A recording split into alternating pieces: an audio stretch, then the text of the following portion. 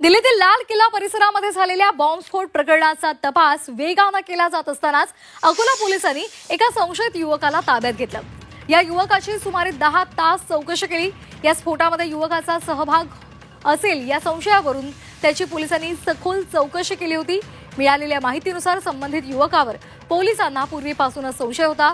स्फोटाच्या आधी तो अचानक अकोल्यातून गायब झाला होता, तर त्याचा मोबाईल लोकेशन बॉम्बस्फोटाच्या दिवशी दिल्ली परिसरात आढळल्यामुळे संशय अधिक वाढला।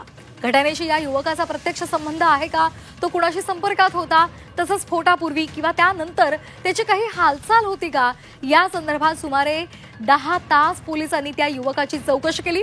मात्र पोलिसांना या चौकशी दरम्यान कोणतीही संशयित बाब आढळून न आल्यामुळे त्यांनी त्या युवकाला सोडून दिले।